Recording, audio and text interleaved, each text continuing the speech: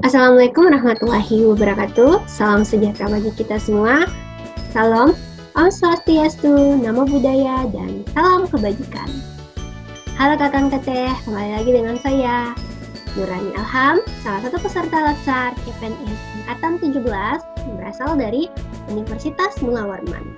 Ini adalah jurnal harian saya dengan materi Wall of Government. Langsung saja ya. Yang pertama pasti tentang pengenalan dari Wall of Government atau WOG.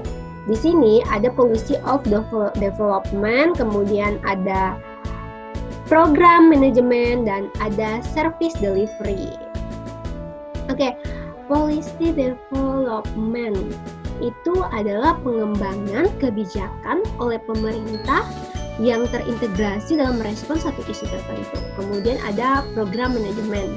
Program manajemen, nanti kita akan membicarakan tentang pengelolaan dari program tersebut yang terpusat dan terstandarisasi. Kemudian ada service delivery. Ini merupakan pemberian layanan yang terintegrasi dan memudahkan pengguna dalam mengaksesnya. Kemarin materi kami itu disuruh mengekstrak. Jadi WOG itu apa? Nah, WOG menurut saya adalah kolaborasi antar berbagai sektor untuk dapat memadukan suatu pelayanan yang terintegrasi. Itu menurut saya. Lanjut ke kategori WOG yang dilakukan. Jadi kategori WOG yang dilakukan tuh ada namanya koordinasi, ada integrasi, dan ada kedekatan dan pelibatan. Dalam koordinasi tahap pertama ini, kategori ini ada namanya penyertaan, dialog, dan joint planning. Jadi kayak seperti masih rencana-rencana aja, rencana apa sih yang kita lakukan, apa sih yang bisa kita kolaborasikan. Nah, kemudian setelah itu ada integrasi. Setelah berbicara tentang koordinasi, masuk ke integrasi. Nah, integrasi itu ada joint working, ada joint venture, ada satelit. Jadi joint working itu masih kolaborasi sementara. Kalau bisa berjalan dengan baik, bisa saja kolaborasi ini akan berbicara tentang perencanaan jangka panjang. Ini masuk ke joint venture. Setelah dari integrasi, kita akan memasuki kedekatan dan pelibatan. Ini sudah tahap kategori terakhir. Ini ada aliansi strategis, union, sama merger. Ini sudah membicarakan perencanaan jangka panjang, kerjasama pada isu besar yang menjadi urusan utama salah satu peserta kerjasama. Itu adalah kategori WOG yang dilakukan. Ada koordinasi, integrasi, dan kedekatan dan pelibatan. Lanjut ke cara-cara WOG yang dilaksanakan. Untuk cara-cara WOG yang dilaksanakan itu ada, pertama ada penguatan koordinasi antar lembaga. Di sini tuh bagaimana mengurangi jumlah lembaga yang ada sampai mendekati jumlah ideal untuk sebuah koordinasi. Dengan jumlah lembaga yang rasional, maka koordinasi dapat dilakukan lebih mudah. Jadi tidak melulu harus dengan berbagai banyak lembaga, maka penguatan koordinasi itu akan semakin kuat. Tidak, melainkan dapat mengurangi jumlah lembaga agar mencapai jumlah yang ideal dalam sebuah koordinasi. Kemudian ada namanya membentuk lembaga koordinasi khusus. Di sini itu adalah biasanya diberikan status kelembagaan setingkat lebih tinggi atau setidaknya setara dengan kelembagaan yang dikoordinasikan. Kemudian ada namanya membentuk gugus tugas. Nah, kalau gugus tugas ini sudah sering kita dengar ya, karena sekarang kita lagi mengalami pandemi COVID-19.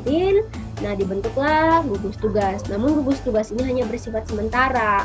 Tapi dia bersifat sementara di luar struktur formal. Siapa sih yang mau COVID-19 ini jangka panjang bersamanya? Tidak kan? Sehingga gugus tugas ini sifatnya tidak permanen. Kemudian ada koalisi sosial. Koalisi sosial ini merupakan bentuk informasi dari penyatuan koordinasi antar sektor atau lembaga tanpa perlu membentuk perlembagaan khusus dalam koordinasi ini. Itulah adalah cara-cara WOG yang dilaksanakan. Lanjut. Kemarin kami itu membentuk kelompok dan mendiskusikan berbagai batasan WOG dan apa sih yang bisa langkah konkret yang bisa dilakukan di tempat kerja dalam penerapan WOG. Saya ingin merefleksi untuk batasan WOG. Kemarin kami itu adanya namanya mental silo. Mental silo itu adanya ego kelompok. Di sini bisa kita ambil contoh kultur senioritas.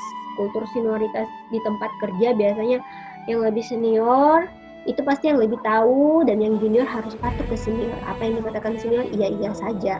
Itu salah satu batasan WOG. Kedua, adanya perbedaan nilai dan budaya. Di sini nih pengelompokan per wilayah atau etnisitas. Saya ambil contoh, misalnya saya sebagai dosen yang bekerja di salah satu kampus, kemudian di situ saya mengambil pemetaan alma mater. Kenapa seperti ini? Biasanya orang yang lulusan dengan satu alma mater ingin bersama orang-orang itu aja, tidak mau bergabung dengan alma mater lain. Biasanya seperti itu yang terjadi. Kemudian solusinya seperti apa sih? Pertama, membuka diri. Jadi kita harus membuka diri agar perbedaan nilai dan budaya tadi itu tidak menjadi batasan dalam melaksanakan WOG. Kemudian ada namanya kultur senioritas, dan membangun komunikasi dan interaksi pastinya. Langkah konkret yang bisa dilakukan atau rencana aksi saya ke depannya itu ya pasti tidak membeda-bedakan ras, suku, dan agama. Ya pasti itu akan merusak eksistensi bangsa dan membuat WOG tidak dapat berjalan dengan baik. Duduk bersama mempererat silaturahmi. Di sini tuh adanya interaksi, semisal duduk bersama untuk membangun suatu ikatan kekeluargaan, misalnya secara personal, agar lebih berasa kekeluargaannya bahwa di tempat kerja kita ini sesama satu bangsa, janganlah ada namanya perbedaan. Kemudian langkah konkret selanjutnya itu kalau dalam bidang saya sebagai dosen ya ada namanya kolaborasi tridharma, entah itu kolaborasi dalam hal penelitian maupun dalam hal pengajaran dan dalam hal pengabdian masyarakat. Mungkin saya rasa itu cukup untuk jurnal harian saya tentang WOG. Terima kasih Kakang Teteh. Hatur nuhun. Assalamualaikum warahmatullahi wabarakatuh.